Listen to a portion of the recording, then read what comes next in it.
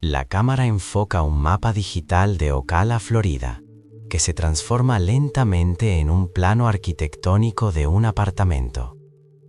La iluminación es tenue, clínica. En el mundo de la inteligencia estratégica, llamamos operación de bandera falsa a un acto diseñado para ocultar la identidad de los verdaderos perpetradores y culpar a un tercero.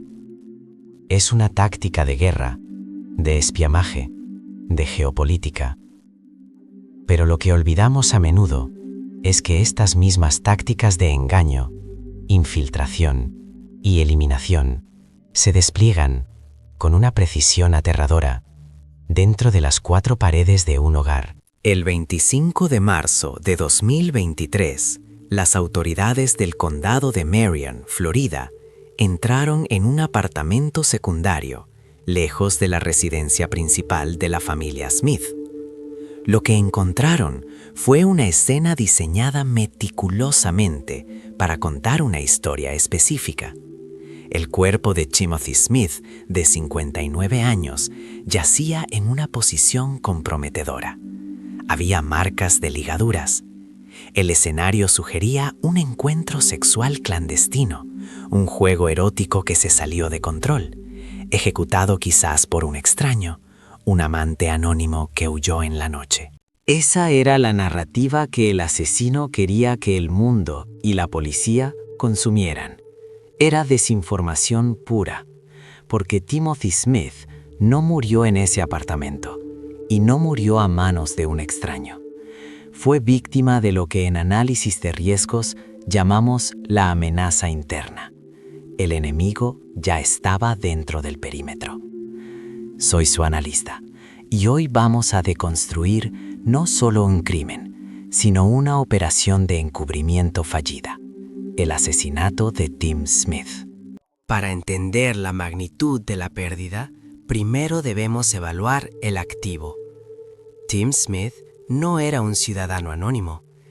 Era una figura central en la infraestructura social de su comunidad. Director ejecutivo de centros de atención para personas mayores, un líder compasivo y, bajo el nombre artístico de Augusta Wind, una figura prominente y querida en la comunidad local. Tenía influencia, recursos y, lo más importante, un plan de salida.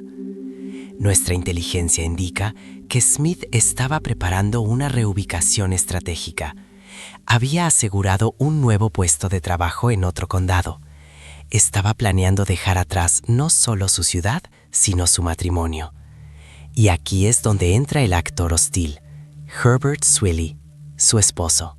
En la geopolítica del matrimonio, cuando una parte intenta declarar su independencia unilateralmente, la otra parte puede reaccionar con diplomacia o con una ofensiva total.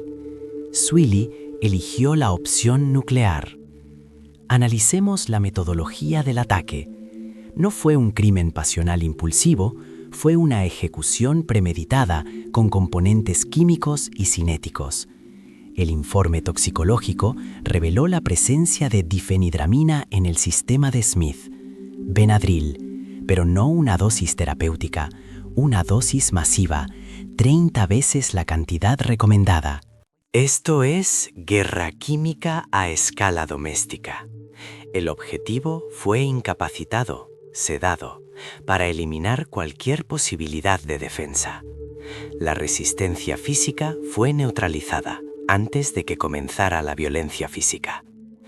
Una vez que el objetivo estuvo indefenso, Swilly procedió a la estrangulación, una fractura en la columna cervical, un acto de fuerza bruta aplicado contra un sujeto que ya no podía levantar las manos para protegerse.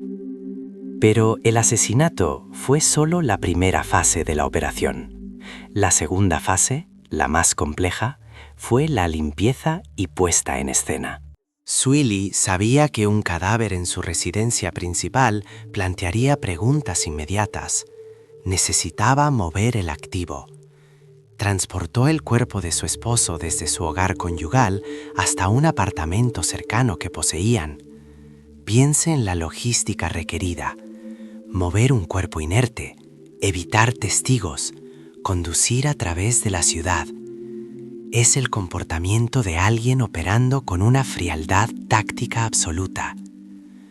Una vez en el sitio secundario, Swilly construyó la escena del crimen, manipuló el cuerpo, colocó elementos para sugerir una desviación sexual, vertió lejía, un intento clásico de destruir evidencia forense, de quemar el sitio. Luego, inició la campaña de operaciones psicológicas, PSYOPs. Horas después de eliminar a su esposo, Swilly comenzó a interpretar el papel de la viuda afligida. Publicó tributos en redes sociales. Inició una campaña de GoFundMe para los gastos del funeral, recaudando miles de dólares de una comunidad que él mismo había destrozado. Imaginen la audacia, financiar su propia defensa con el dinero de los amigos de la víctima. Es el equivalente a un Estado que bombardea una ciudad y luego pide ayuda humanitaria internacional. Sin embargo, como en toda operación encubierta fallida, hubo cabos sueltos. La inteligencia humana falló. Swilly cometió errores críticos en la seguridad operacional. Las cámaras de vigilancia capturaron movimientos que contradecían su coartada. La escena del crimen estaba demasiado escenificada, carecía del caos orgánico de un accidente real, y el motivo financiero era un faro imposible de ignorar, una póliza de seguro de vida de $333,000. El móvil era clásico, codicia y control. Si Smith se iba, Swilly perdía el control sobre el activo y sobre el flujo de capital. La eliminación física era la única manera de asegurar la liquidez. El juicio, que culminó recientemente, fue el desmantelamiento público de esta operación. Los fiscales presentaron la evidencia no como una tragedia accidental, sino como una conspiración de un solo hombre.